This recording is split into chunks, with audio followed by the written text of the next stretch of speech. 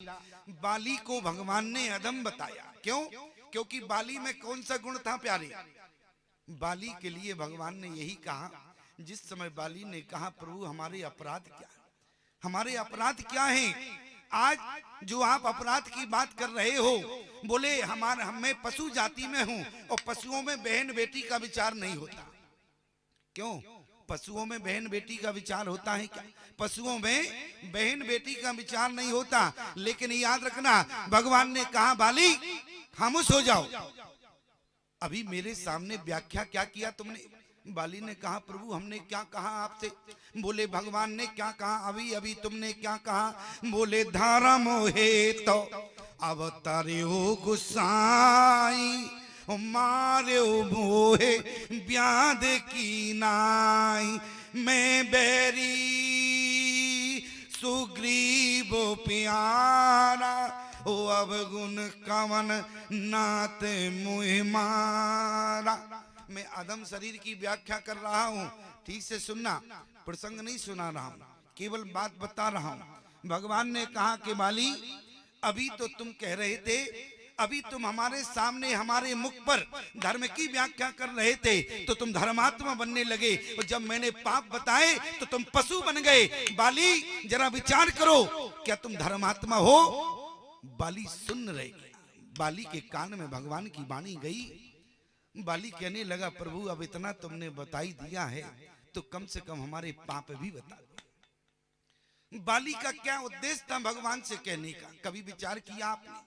बाली को लोग शत्रु मानते हैं, मैं मानता हूं कि बाली शत्रु है, बाली कुकर्मी है, लेकिन जरा बाली के हृदय की आत्मा तो देखो। बोले हृदय प्रीत मुख बचन कटोरा, बोला चितए राम की ओरा। क्या कहा? बोले पुन पुन चितए चरण चित दीना, सुफल जन्म माना प्रभु चीना।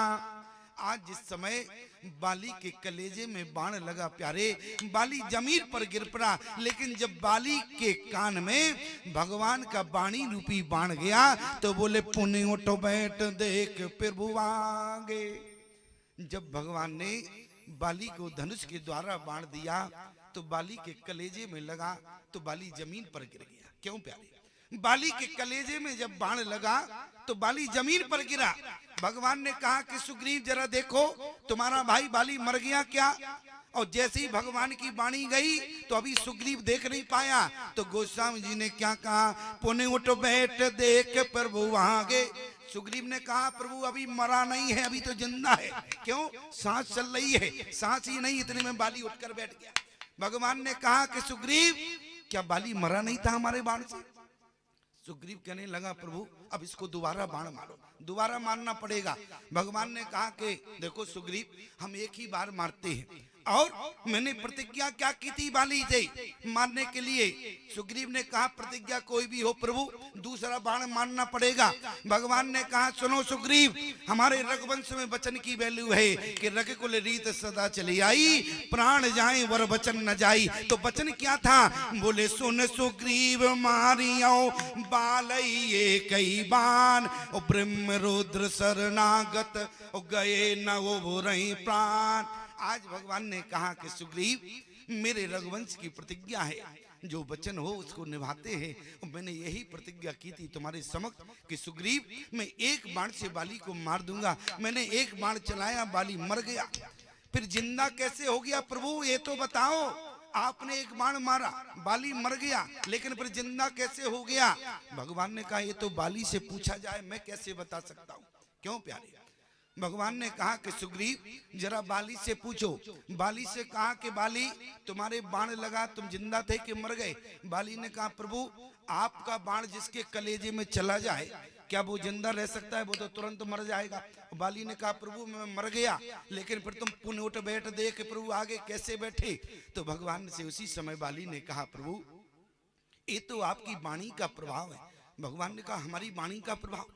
सुग्रीव ने कहा प्रभु आपके बाण की ताकत तो हमने देखी, लेकिन वाणी की ताकत क्या है? बाली ने कहा मैं बताता हूँ क्या है भगवान के वाणी की ताकत। बोले मृतक जिया बन अरे गिरा सुहाई ओ श्रवण रंद होई और जबवाई।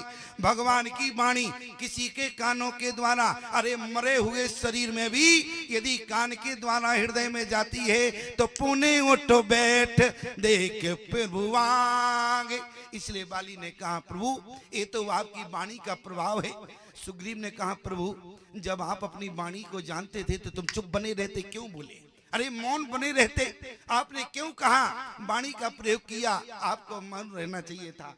इसलिए प्रभु अब एक निवेदन है, बाली को जल्दी से दूसरा बाण मारो। भगवान ने कहा देखो मरना होता तो एक ही बाण में मर जाता, लेकिन अब मरा तो है नहीं, तो अब दूसरा बाण नहीं चलाएंगे। इसका मतलब हुआ कि भगवान का बाण खाके बाली सुधर गया, बाली सुधर गया। और एक बात और बताएं प्यारे, एक संत ने मानस के 7 कांडों को बड़ा विस्तृत तरीके से जो है भाव दिया। एक संत कहते हैं कि रामचरितमानस के जो 7 कांड हैं उनको कैसे देखो, क्योंकि संत की देखने की दृष्टि अलग होती है, संत के देखने की दृष्टि अलग हुआ करती है। महात्मा ने कहा बाल कांड को संस्कार का कांड मानो। बाल कांड क्या है? बोले संस्कार का कांड है। अच्छा संस्कार का कांड क्यों है? क्योंकि भगवान का जन्म हुआ और जन्म के बाद जो है बोले सबसे पहले भगवान का नाम संस्कार हुआ, फिर जनेऊ संस्कार हुआ, फिर दीक्षा संस्कार हुआ, फिर विवाह संस्कार हुए। भगवान के अधिकांश संस्कार जो है वो बाल कांड में हुए, इसलिए संस्कार का कांड है बोले बाल कांड। बोले फिर अयोध्या कांड, बोले अयोध्या कांड को कहते हैं स्वीकार का कांड। स्वीकार है, क्या स्वीकार है? विचार करना। जिस समय अयोध्या का पूरा राज्य, शाम को अयोध्या में चर्चा हुई कि बोले अयोध्या का पूरा राज्य जो है राम को दिया जाता, अयोध्या के युवराज जो है राम बनाए जाएंगे। और निर्णय हुआ, राम के कानों में आवाज गई, लेकिन ईमानदारी से बताना तो राम ने अयोध्या के राज्य को स्वीकार किया कि नहीं किया? बोले यदि पिता की आज्ञा है कि नृप जुबराज राम कहूं देहु, जीवन जन्म लाहु किन लेहु, तो राम को अयोध्या का राज्य स्वीकार है। और जैसे ही भोर के समय समाचार मिला कि अब अयोध्या का राज्य नहीं मिलना है, 14 वर्ष को वनवास जाना, तो राम जी के द्वारा विरोध उत्पन्न नहीं हुआ। अरे शाम को राज्य स्वीकार था और सुबह कहा गया कि राज्य नहीं मिलेगा, अब तो तुम्हें 14 वर्ष का वनवास मिलेगा, तो भी राम जी ने कहा बोले स्वीकार है। मैं आपसे निवेदन करूं, यहाँ पर राज्य मिला तो स्वीकार है, वनवास मिला तो स्वीकार है। इसलिए संत ने कहा अयोध्या कांड जो है वो स्वीकार का कांड है। याद रखना प्यारे, जब आपके जीवन में अच्छा संस्कार होगा, ईमानदारी से बताओ, आज मैं देखता हूं कि समाज में अपनी संतान को लोग संस्कार नहीं देते हैं। क्या देते हैं? बोले कार देते हैं। क्या देते हैं? कार देते हैं। ईमानदारी से बताना, आप पिता हैं, अपने बेटे को कार खरीद के देते हैं तो क्या होता है? कार मकान सब बिक जाता है। यदि तुमने अपने बेटे को, मेरी बात को ध्यान से सुनना, क्योंकि लोग सोच रहे होंगे हमने अभी तक तो कार दिलाई नहीं अपने बेटे को। ईमानदारी से बताना, अभी कल मेला लग जाएगा यहाँ और खिलौना बिकेंगे, तो उसमें नाती सबसे पहले कार मांगता है कि नहीं? क्यों प्यारे? यदि तुम्हारा नाती होगा या बेटा होगा, आप उंगली पकड़ के मेला दिखाने आते हो, मेरा कहने का मतलब है बचपन में तुमने अपने नाती को कार दिलाई, बचपन में तुमने अपने बेटे को कार दी, लेकिन संस्कार नहीं दिया। याद रखना, तुमने तो अपने बेटे को वो कार दी प्यारे जिसका जीवन में यापन नहीं हो सकता। आप कार की जगह अपनी संतान को बचपन में संस्कार देना प्यारे, बचपन में वो तुम्हें कार खड़ी कर देगा। तुमने तो ओरिजिनल कार नहीं दी प्यारे, तुमने तो केवल खिलौना दिया है। यदि तुमने बचपन में अपनी संतान को कार की जगह का संस्कार दिया तो महात्मा गारंटी लेता है कि बचपन में वो तुम्हें ओरिजिनल कार में बिठाएगा। इसलिए प्यारे संस्कार को महत्व देना, कार को नहीं देना। अच्छा जरा विचार करो, जिस समय बाल कांड संस्कार का कांड है, अच्छा जब संस्कार मिला राम जी को दशरथ जी के द्वारा, जब अच्छा संस्कार प्राप्त हुआ तो अयोध्या कांड में सब स्वीकार हो गया कि नहीं हुआ? क्यों प्यारे? अच्छा या बुरा स्वीकार किया राम जी ने। ये अयोध्या कांड दर्शाता है। और याद रखना कि जीवन में जब आपको स्वीकार होगा तब आपको जीवन में सत्संग मिलेगा। अरण्य कांड को संतों ने कहा है ये सत्संग का कांड है, क्योंकि राम जी जब वन में गए तो प्रभु अगस्त सत्संग बखाना, बोले वहां राम जी को अरण्य कांड में सत्संग मिला। और विचार करना, जब व्यक्ति के जीवन में भरपूर सत्संग मिलता है सुधार हो जाएगा। किष्किंधा कांड को सुधार का कांड कहते हैं, याद रखना प्यारे। इसके बाद आता है सुंदर कांड, और सुंदर कांड को कहते हैं संवाद। क्यों? क्योंकि जब आपके जीवन में सुधार होगा तो ईमानदारी से बताना, आगे की समस्या को आप विवाद से निपटाएंगे कि संवाद से? पहले संवाद करेंगे कि नहीं करेंगे, इसके बाद में विवाद। और जब संवाद से बात नहीं बनेगी तब आप विवाद से, मेरा मतलब है तब आप विवाद करेंगे। और भगवान ने सबसे पहले संवाद हुआ सुंदर कांड में, विवाद हुआ लंका कांड में। याद रखना, इसके बाद उत्तर कांड में राम जी राजा बने। मैं आपसे निवेदन कर रहा था कि भगवान का बाण जिस समय बाली को लगा तो बाली भगवान का बाण लगते ही सुधर गया। क्या सुधरा?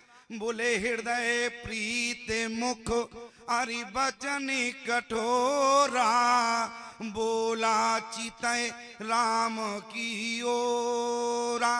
बोले धर्म हेतु अवतरे गुसाई, मार्यो मोहे व्याध की नाई। मैं बैरी सुग्रीव प्यारा, ओ अब गुण कवन नाते मोहे मार। खामोश रहो। बाली ने कहा खामोश से काम नहीं चलेगा, बोले पाप बताना होगा। भगवान ने कहा अभी बताते हैं 2 मिनट में।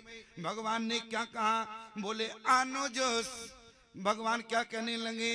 बोले अनुज बधू भगनी सुत नारी, सुन सट कन्या समये चारी।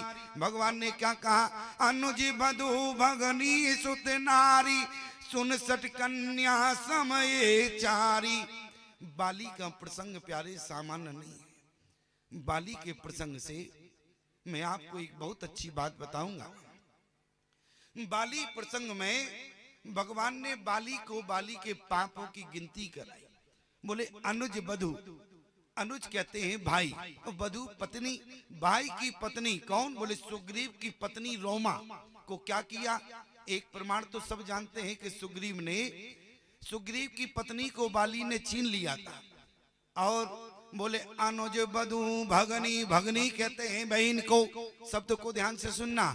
बोले अनुज बधू भगनी सुत नारी, सुत नारी कहते हैं बेटे की पत्नी को। और कन्या कहते हैं जिसकी आयु 7 वर्ष की होती है। जरा विचार करना, जिस समय दुमदुभी नाम के राक्षस का बाली से युद्ध हुआ और दुमदुभी अपने प्राण बचाने के लिए भागा। कहाँ भागा? संसार में सबके पास गया, किसी ने दुमदुभी नाम के राक्षस की मदद नहीं की। क्यों? क्योंकि बाली से युद्ध हो रहा था। और उसी समय दुमदुभी नाम का राक्षस पाताल लोक में गया, जहां पर प्यारे बाली पीछे दुमदुभी के जब भागा तो पाताल लोक में गया। और दुमदुभी की मदद जो है पाताल लोक में नागों ने बहुत किया। और नागों ने क्या मदद की? बोले बाली को इतना डसा कि बाली जो है सर्पों का जहर तो पचा गया, लेकिन बाली के शरीर में कोढ़ हो गया। और बाली के शरीर में जिस समय कोढ़ हो गया तो बाली ने कहा यदि ऐसा शरीर लेकर पंपापुर जाएंगे तो हंसी होगी। इसलिए बाली ने कहा कि हम स्वास्थ्य लाभ लेंगे। कहाँ जाएंगे? बोले अपने पिता इंद्र के यहाँ जब तक एक कोढ़ ठीक नहीं हो जाएगा तब तक मैं पंपापुर नहीं जाऊंगा। और बाली और वहां से जैसे ही पाताल लोक से जा रहा था उसी समय राजा बलि की बेटी रत्ना, जिसकी उम्र 7 वर्ष की थी, इसने रत्ना को देखा, दृष्टिपात किया। याद रखना प्यारे, पहला अपराध हुआ। बाली ने रत्ना बलि, आज राजा बलि की बेटी रत्ना को देखा, दृष्टिपात किया, पहला पाप। और जैसे ही इंद्र के यहाँ गया, अपने पिता के यहाँ, स्वास्थ्य लाभ लिया, कोढ़ ठीक हो गया, वहां से चलने लगा। इंद्र की बेटी विद्युत ज्वाला को इसने देखा। ईमानदारी से बताना, बाली इंद्र का बेटा है, तो इंद्र की बेटी बाली की बहन हुई कि नहीं हुई? और क्या है? बोले अनुज बधू भगनी सुत नारी। भगनी, भगनी कहते हैं बहन को। और बाली ने प्यारे जैसी इंद्र की बेटी विद्युत ज्वाला को देखा, दृष्टिपात किया। याद रखना, वहां से जैसे पंपापुर आया, पंपापुर में आकर बोले अंगद की पत्नी सांदवी सरोवर में स्नान कर रही थी। बाली ने देखा, दृष्टिपात किया और प्यारे, और जैसे ही जो है बाली इसके बाद पंपापुर में प्रवेश हुआ। 3 पाप मैंने आपको बताए। एक पाप सुग्रीव की पत्नी को छीना। बाली ने कहा, प्रभु क्या बात करते हो? अरे पूछो जरा, अंगद की पत्नी समक्ष खड़ी है, अरे सुग्रीव की पत्नी समक्ष खड़ी है, आज किसी से पूछो क्या मैंने कभी किसी का हाथ पकड़ा? बाली ने कहा, प्रभु आप जो अपराध हमारे बता रहे हो, मैंने कभी किसी का हाथ आज तक नहीं पकड़ा, अपराध कहां से हुआ? भगवान ने कहा, खामोश बाली, तुम अपराध की बात करते हो? अरे तुम्हारे अपराध यदि समाज ने देखे होते तो समाज तुम्हें उसका दंड देता। तुम्हारे समाज ने अपराध नहीं, तुम्हारे अपराध तो भगवान ने देखे हैं, इसलिए तुम्हें दंड देने के लिए ये परमात्मा को आना पड़ा। जरा विचार करना प्यारे। सुग्रीव ने कहा, अरे गजब हो गया, हमारे भाई ने इतने पाप किए। मैं तो सोचता था केवल जो है हमारी पत्नी को छीना है, अरे इतना बड़ा पापी हमारा भाई बाली है।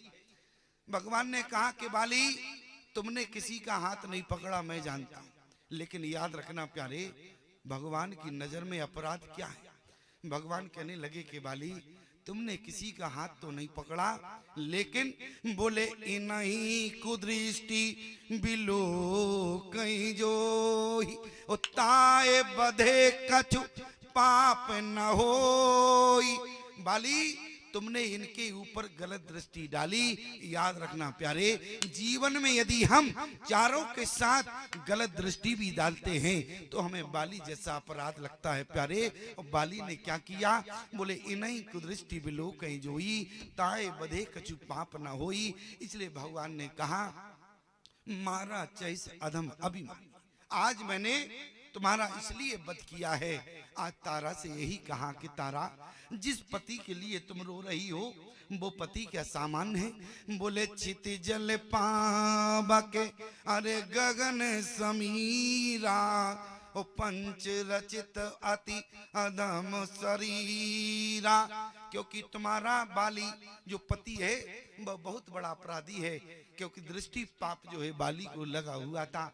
इसलिए प्यारे हमें दृष्टि पाप से बचना चाहिए। मैं केवल निवेदन करना चाहता हूँ, एक पुरुष को नारी 4 रूपों में मिलती है, माँ के रूप में, बहन के रूप में, बेटी के रूप में और प्यारे पत्नी के रूप में। मनुष्य बड़भागी कौन है? जो चारों के साथ अलग अलग व्यवहार करे, जो चारों के साथ एक जैसा व्यवहार करे, वो शरीर अधम है प्यारे। इसलिए बाली को बड़भागी नहीं कहा। बोले चित जल पावक गगन समीरा और पंच रचित अधि अधम शरीरा।